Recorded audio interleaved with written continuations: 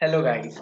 तो आज का जो हमारा टॉपिक है Indian report of forest 2021 bye education virus. तो हमारा भी हमने अभी रिसेंटली एक पिछला टॉपिक किया था और अब ये नई वीडियो है जो अभी 13 या 12 में ही अभी हमारी जो मिनिस्ट्री है उसने इस रिपोर्ट को पब्लिश किया, इंडियन रिपोर्ट ऑफ फॉरेस्ट 2021। तो इस पर मैंने एक वीडियो बनाई है, डिटेल में मैंने इसमें सब कुछ बताया है कि कैसे कैसे मतलब क्या क्या इंक्रीजमेंट हुआ है, क्या क्या डिक्रीजमेंट हुआ है फॉरेस्ट में, और कौन सा स्टेट है उसमें सबसे ज्यादा फॉरेस्ट है इस साल के अकॉर्डिंग और कौन सा है जिसमें कम है।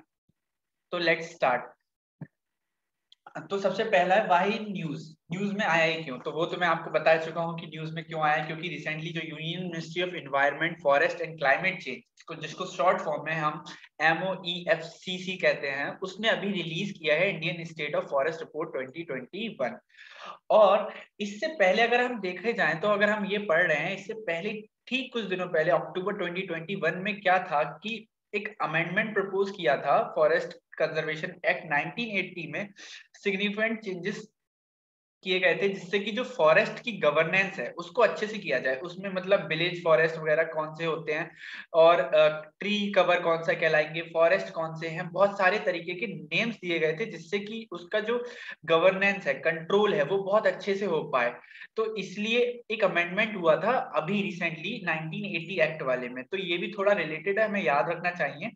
तो ये जो है गेन और लॉसेस जो इस इमेज में शो हो रहे हैं वो 2019 के कंपैरिजन में हो रहे हैं। तो इस बार जो सबसे ज्यादा गेन किसमें हुआ है, आंध्र प्रदेश, तेलंगाना, फिर उड़ीसा, फिर कर्नाटका, फिर झारखंड। और सबसे ज्यादा इस बार लॉस किसमें हुए हैं, जहां नेगेटिवली मतलब डिक्लाइन हुआ है फॉरेस्ट, तो वो अरुणाचल प्रदेश, मणिपुर, नागालैंड, मिजोरम, मेघालय, मतलब मोस्टली नॉर्थ ईस्टर्न स्टेट्स हैं जहां पे हमारे इंडिया का सबसे ज्यादा फॉरेस्ट एरिया है, वहां इंडिया का सबसे ज्यादा डिक्लाइन भी वहीं हो रहा है। तो ये एक नेगेटिव पॉइंट है हमारे लिए। अब हम मेन पॉइंट्स पढ़ते हैं। तो ये जो डेटा और सर्वे है, इंडिया इसे हर 2 साल में पब्लिश करता रहता है, हर 2 साल में फॉरेस्ट सर्वे कराता है, और इंडिया उन कुछ देशों में से है जो अपने कंट्री का फॉरेस्ट सर्वे करवाते हैं। तो इंडिया का जो पहला फॉरेस्ट सर्वे था वो 1987 में पब्लिश हुआ था, और ये जो इस वाला है 2021 वाला है, ये इंडिया का 17th सर्वे है। अब इंडिया का जो सर्वे है वो 3 कैटेगरीज में डिवाइड हुआ है, very dense forest, moderately dense forest और ओपन फॉरेस्ट। अब इसमें इन्होंने कैनोपी डेंसिटी ओवर 70% दिया है। तो ये कैनोपी जो होता है कि ऊपर से जब आप देखोगे ट्रीज को तो वो ऊपर कितना ज्यादा एरिया मतलब क्राउन कवर अप कर रहा है, तो ये उसके बेसिस पे मतलब होता है कैनोपी डेंसिटी हम क्रिएट करते हैं।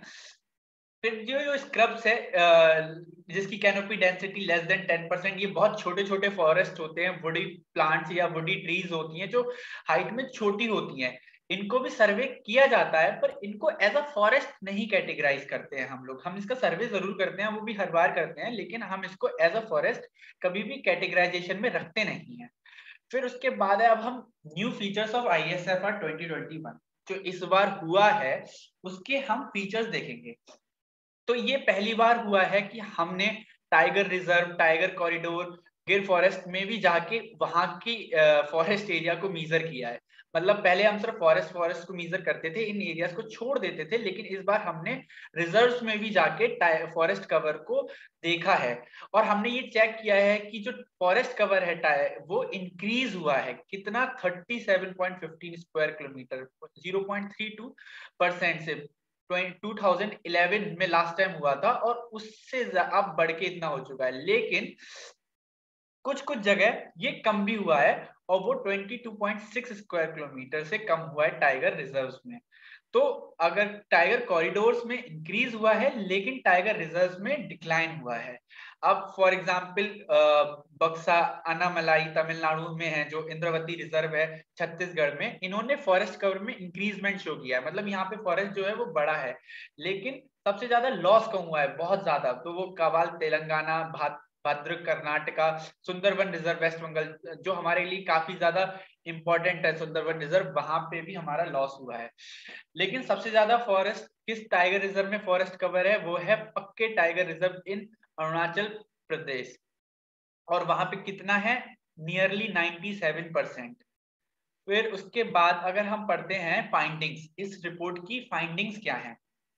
तो जो इस बार हमने देखा कि हमारा फॉरेस्ट और ट्री कवर है वो इंक्रीज हुआ है, कंटिन्यू टू इंक्रीज, मतलब हमारा जो देश में लास्ट 2 ईयर से वो जो कवर है, फॉरेस्ट कवर, वो बढ़ ही रहा है। तो एडिशनल कवर इस बार जो हमने जोड़ा है वो है 1540 स्क्वायर किलोमीटर्स का।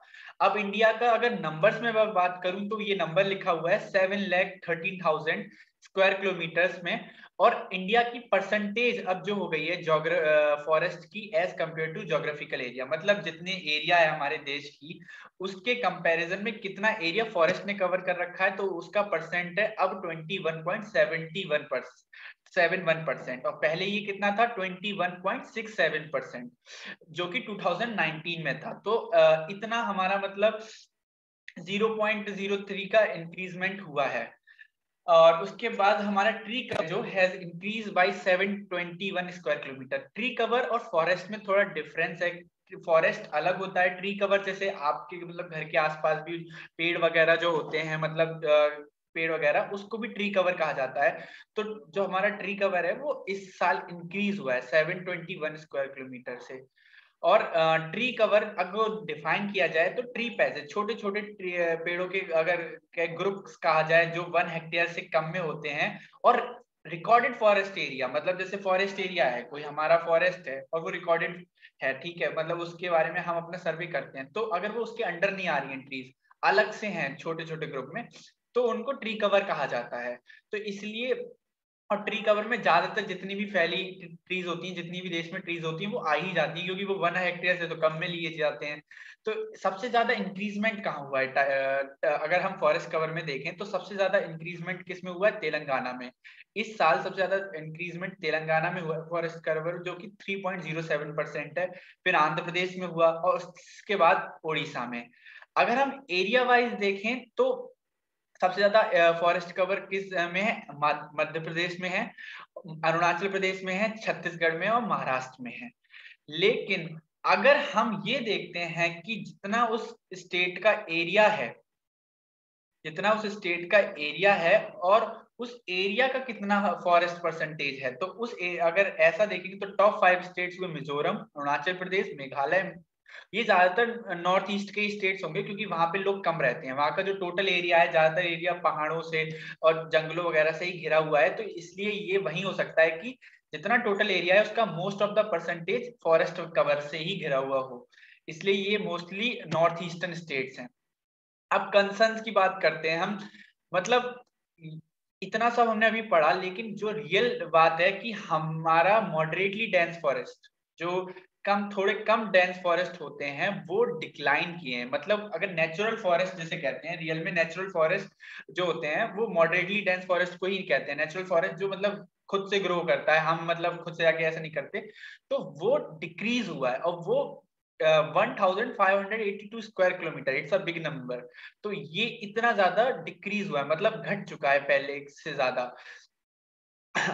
अब इंडिया में जो है ओवरऑल डिक्लाइन हमने देखा है फॉरेस्ट कवर में इन द रीजन, वो 1020 स्क्वायर किलोमीटर का हमने टोटल फॉरेस्ट कवर में डिक्लाइन देखा है।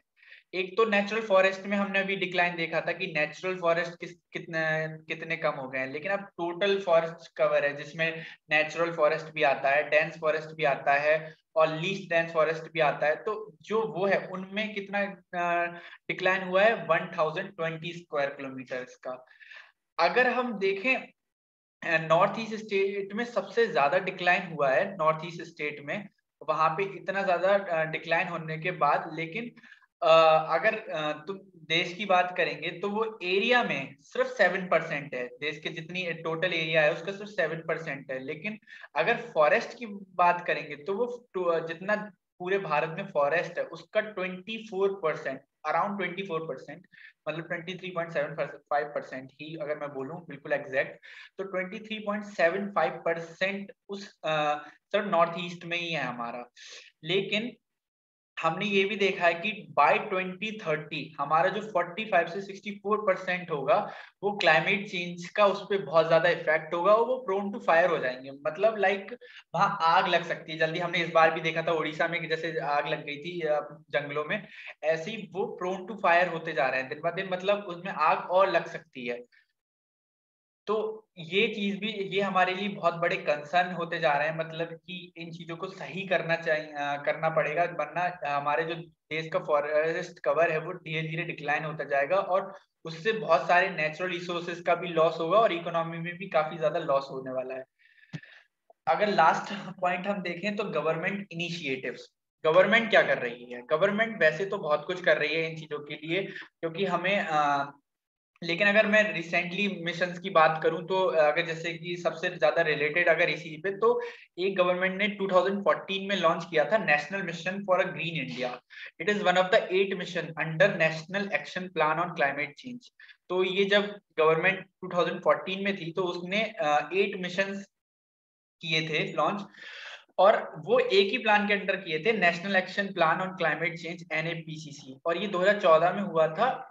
इसका एक ऑब्जेक्टिव था biological resources of our nation, और जितने भी क्लाइमेट चेंज से चीजें जुड़ी हुई हैं उन सबको बचाना, क्लाइमेट चेंज का उस पर इफेक्ट ना पड़ना, जैसे vital impact of on forestry on ecological sustainability रहे, बायोडाइवर्सिटी को कंजर्व करना था, फूड वाटर।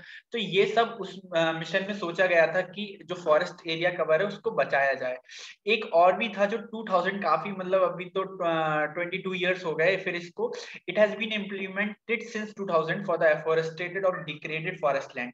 वो फॉरेस्ट लैंड जो अब खराब हो चुकी है, जहाँ पे पेड़ नहीं हो रहे हैं, उस वहां पे अफोरेस्टेशन करने के लिए, मतलब फिर से पेड़ लगाए जाए और फिर से वहां पे जंगल फिर से उगाया जाए। और ये किसने इम्प्लीमेंट किया था? मिनिस्ट्री, जिस मिनिस्ट्री ने ये रिपोर्ट करी है, उसी मिनिस्ट्री ने, MOEFCC ने ही इसको लॉन्च किया था। तो ये गवर्नमेंट इनिशिएटिव्स थे, और हमने अभी गवर्नमेंट इनिशिएटिव्स और भी मतलब हो रहे हैं, जैसे कि कार्बन वगैरह के लिए भी कम के चक्कर में, जैसे हमें पता है हमें कार्बन को जीरो गोल तक पहुंचाना है, अपना जो कवर अप करना है, जैसे बहुत सारे देश 2060 तक कर लेंगे जीरो कार्बन वगैरह, अमेरिका वगैरह भी जो कर रहे हैं, तो इंडिया को वो भी ध्यान रखना है। तो इंडिया ने वो भी एक गोल कर रखा है कि 33% ऑफ कवर फॉरेस्ट इंक्रीज करना है, से 33 तक करना है। तो वो सब भी इंडिया ध्यान में रख रहा है अपना, इस चक्कर में भी इंडिया काफी ज्यादा कर रहा है गवर्नमेंट। लेकिन हमारा जो नॉर्थ ईस्ट पार्ट में फॉरेस्ट है वो बहुत जल्दी डिक्लाइन हो रहा है, ये भी हमें ध्यान रखना पड़ेगा डेवलपमेंट की वजह से। जब हाईवेज एयरपोर्ट्स वगैरह बनते हैं तो उसके चक्कर में बहुत सारे जंगलों को एकदम से काट दिया जाता है, तो वो डैम्स की वजह से भी कभी कभी बहुत बार नुकसान होता है। और अगर मेन रीजन बताया जाए नॉर्थ ईस्ट के, जो नॉर्थ ईस्ट में सबसे ज्यादा डिक्लाइन हो रहा है, तो नॉर्थ ईस्ट का सबसे मेन डिक्लाइन का रीजन ये भी है नेचुरल कैलेमिटीज। नेचुरल कैलेमिटीज के चक्कर में भी काफी ज्यादा वहां पे डिक्लाइन हो रहा है। तो ये it's all about Indian report of forest, ये जो अभी लॉन्च हुई थी, ये उसके बारे में मैंने पूरा डिटेल में बता दिया। And that's all about today. और मैं वीडियो बनाता रहूंगा, तो उसके लिए प्लीज लाइक करें चैनल को और सब्सक्राइब करें। Thank you.